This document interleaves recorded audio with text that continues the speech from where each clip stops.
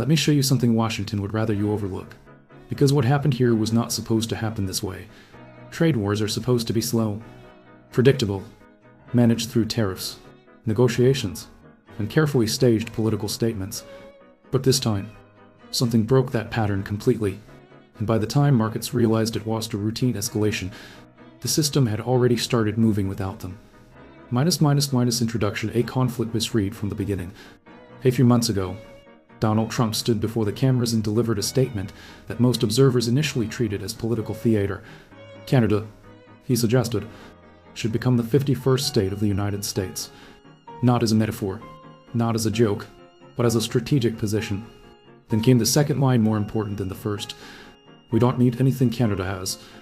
On the surface, it sounded like confidence, but in geopolitical terms, it was something else entirely. It was an assumption that dependence flows in only one direction, and that assumption would define everything that followed. Because Canada did not respond the way Washington expected. The hidden structure beneath the trade dispute. At first, the confrontation looked familiar. Rising tariffs, tougher trade language, public positioning designed to signal strength. In Washington's framework, this was standard operating procedure. Apply pressure, force negotiation, extract concessions. A model tested across decades of trade disputes. But that model only works when the other side is structurally dependent, and Canada was not as dependent as assumed. More importantly, it was already adapting, not through public confrontation, but through structural repositioning inside the economy itself. The critical miscalculation. Washington's strategy relied on a familiar belief that economic pressure produces predictable political compliance, but that belief ignores something fundamental about modern economies. They are not static systems. They are adaptive networks. And Canada was already operating inside that reality, not reacting emotionally, but adjusting structurally, quietly, systematically, and without signaling its full intent. The first signal behavior before headlines. The first signs of change did not appear in political speeches. They appeared in consumption behavior. Across Canadian cities, Toronto, Vancouver, Calgary, and beyond, consumer patterns began shifting. Not through policy, but through collective individual decisions. American goods began disappearing from shopping carts. Wine, spirits, consumer brands that had dominated shelves for decades. The shift was not centrally coordinated, but it was consistent, and consistency at scale becomes a signal. The rise of the Buy Canadian effect. Digital platforms accelerated the shift. Apps that identified product origin gained rapid adoption. Online communities advocating domestic consumption expanded into the millions. What began as scattered consumer preference gradually evolved into a macroeconomic force. And then the numbers confirmed what behavior had already indicated. American exports to Canada were not just declining, they were collapsing. The wine market shock. The first visible structural impact appeared in the wine sector. American wine exports to Canada fell sharply, not marginally, but dramatically.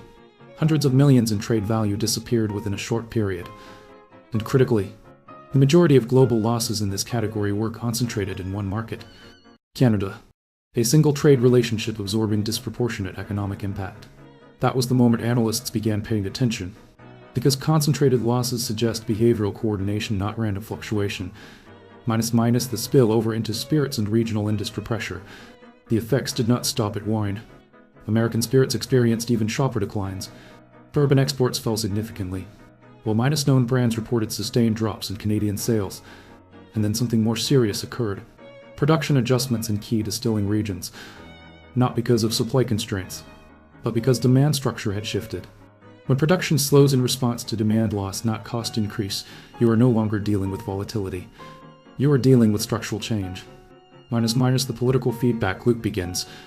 As the economic data accumulated, it began feeding back into politics. Industries affected by export losses increased pressure on lawmakers. Regional representatives, particularly from agricultural and energy-linked states, began raising concerns. Not about ideology, but about measurable economic impact. At this stage, the confrontation stopped being abstract. It became domestic. And once a foreign policy issue becomes domestic economic pressure, its trajectory changes. The real center of gravity, energy. But the most important dimension of this conflict was not wine or spirits. It was energy, because unlike consumer goods, energy is not optional. It is structural. and the United States was deeply embedded in Canadian energy flows. A significant share of imported natural gas, a major share of imported electricity, and a substantial portion of crude oil supply. These are not trade figures. They are infrastructure dependencies. Minus the refinery constraint. Certain U.S. refineries were specifically designed around Canadian crude characteristics. This created a constraint that cannot be solved through substitution alone. Changing suppliers and energy systems is not like switching brands. It requires reconfiguration of physical infrastructure, and that takes time. Time is leverage. Minus the discount mechanism and hidden advantage. For years, Canadian crude traded at a consistent discount relative to global benchmarks. Not because of quality, but because of geography and dependency structure. One dominant buyer creates pricing power, and one dominant supplier creates supply discipline. This equilibrium benefited both sides but asymmetrically, and asymmetry is where strategic leverage emerges. Minus Canada begins rewriting its options. At the same time, Canada began expanding export alternatives, pipeline infrastructure projects designed to redirect flows toward global markets, not as theoretical proposals, but as executable capacity expansions. This fundamentally changed the bargaining environment, because once alternative buyers exist, pricing power dissolves. And when pricing power dissolves, dependency becomes reciprocal again. Minus Washington's strategic blind spot. Washington initially interpreted these developments as long-term infrastructure planning, not immediate leverage adjustment. That interpretation was incorrect, because infrastructure expansion is not just economic planning, it is strategic optionality. And optionality is the foundation of negotiation power. Minus the turning point begins to form. As these shifts accumulated, a new pattern began forming across markets. But at this stage, it was still fragmented. Energy signals in one sector, consumer shifts in another, capital adjustments appearing without clear coordination. Individually, none of it constituted a crisis, but collectively, it suggested something more important. A system preparing itself for a different equilibrium. Minus end of PA or T1 transition point. At this stage of the conflict, Washington still believed it was managing a conventional trade escalation, a temporary disruption, a negotiation cycle that would eventually resolve through pressure and adjustment.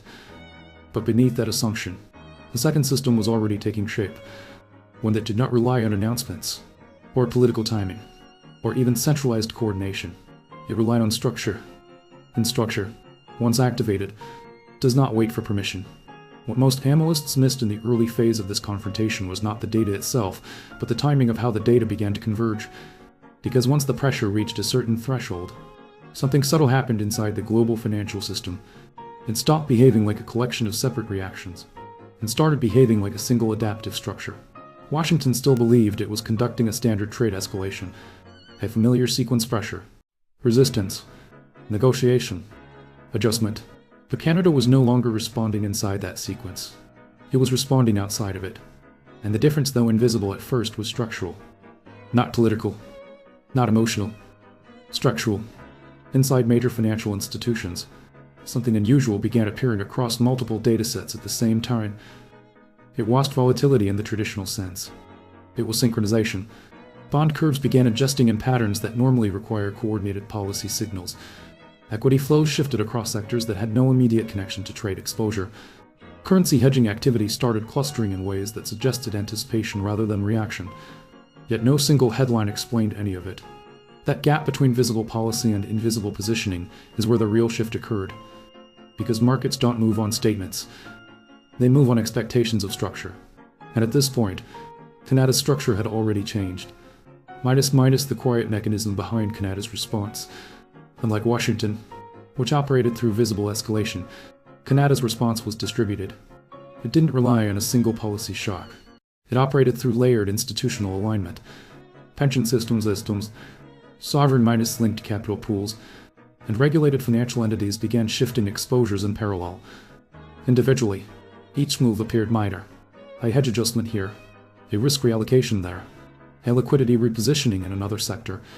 But collectively, they formed something much more significant. A directional signal embedded inside the system itself. And once that signal reached critical density, interpretation stopped being optional. Markets were no longer asking what is happening. They were starting to ask, who was already positioned for what is about to happen? That is a very different question, because it assumes foresight, not reaction. Washington Estes read of the system. In Washington, however, the assumption remained unchanged.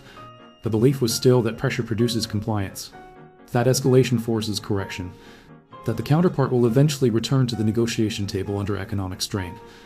But that model depends on one condition: symmetry. And symmetry no longer existed, because Canada wasn't mirroring pressure anymore. It was absorbing it, translating it, and redistributing its effects through financial architecture, which meant every new escalation from Washington no longer produced a simple response. It produced a system-wide adjustment, and each adjustment reduced the effectiveness of the next escalation, not immediately, but cumulatively, quietly, irreversibly, minus the point of no interpretive return. The most important moment in this entire sequence did not come with a policy announcement. It came when analysts in major financial institutions realized something uncomfortable. The model they were using no longer described the system they were observing. At first, this was dismissed as noise, then as mispricing, then as temporary distortion. But eventually, the explanation collapsed under its own weight, because the patterns were too consistent to be random, and too distributed to be isolated. At that point, the interpretation shifted. What if Canada wasn't reacting at all? What if Canada had already moved, before the escalation was even public? That question changes everything, because it turns response into execution, and execution implies design, minus the hidden layer strategic timing. Inside Canada's financial ecosystem, the key variable was not aggression. It was timing. The objective was never to match pressure. It was to identify the precise moment when pressure would become structurally visible across multiple systems at once. Trade systems, energy flows, capital allocation networks, cross-border credit exposure. Once all of these began reflecting the same directional stress, the system would stop behaving like isolated markets. It would behave like a single connected organism. And once that happened, political actions no longer produced linear outcomes. They produced cascading effects. Minus Washington's second assumption failure. The second critical miscalculation in Washington's strategy was even more fundamental. It assumed Canada's dependence was static, fixed, predictable. But modern economic systems are not static. They are reconfigurates. Canada did not attempt to escape dependency. It rebalanced it, redirected it, repriced it, and in doing so, it changed the underlying structure of leverage itself. Because leverage only works when one side cannot adjust faster than the other. And Canada adjusted through systems Washington was not directly targeting it. Capital allocation frameworks, institutional investment behavior, energy diversification planning, long-term trade rerouting. None of these required immediate political confrontation, but together, they reshaped exposure faster than tariffs could apply pressure. Minus the market's final realization. By the time the full pattern became visible on trading floors, the interpretation had already shifted again. What markets were observing was no longer a trade dispute. It was a transition in economic architecture. And transitions of that kind are rarely reversible through negotiation alone, because once capital begins repositioning based on structural expectation rather than political messaging, the system enters a new equilibrium minus seeking phase. In simpler terms, it stops waiting for instructions, and starts pricing the future has already changed. Minus the quiet withdrawal of the original strategy.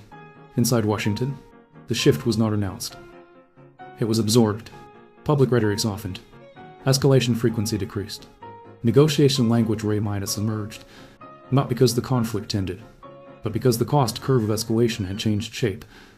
Each additional step forward now produced disproportionate internal friction, not just internationally, but domestically, within supply chains, within industries, within energy pricing systems that could no longer isolate themselves from external feedback loops. At that point, continuation of the original strategy became mathematically inefficient, and geopolitical strategies, like markets, eventually obey mathematics. Minus the real lesson of the confrontation. What this episode ultimately reveals is not about Canada or the United States in isolation.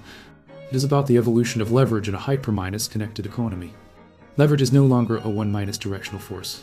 It is relational, and increasingly dynamic. Countries are no longer just targets of pressure. They are nodes in interconnected systems that can be reconfigured under pressure. which means every escalation carries embedded consequences that extend far beyond the immediate dispute, sometimes into energy systems, sometimes into capital markets, sometimes into long-term strategic alliances that were previously assumed to be fixed. Final frame. In the end, this was never just a trade conflict. It was a stress test of assumptions. Assumptions about dependence. Assumptions about response behavior.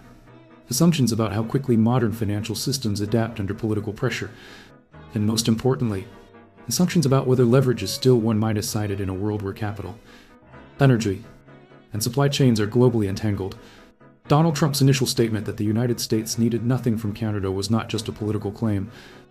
It was a structural hypothesis, and the months that followed became a real-world experiment testing that hypothesis against economic reality. The outcome was not dramatic. It was gradual, systemic, and difficult to reverse once it began, because once a system discovers that it has alternatives, it rarely forgets. And once those alternatives begin to move through capital markets at scale, the system doesn't return to its previous state. It evolves into a new one.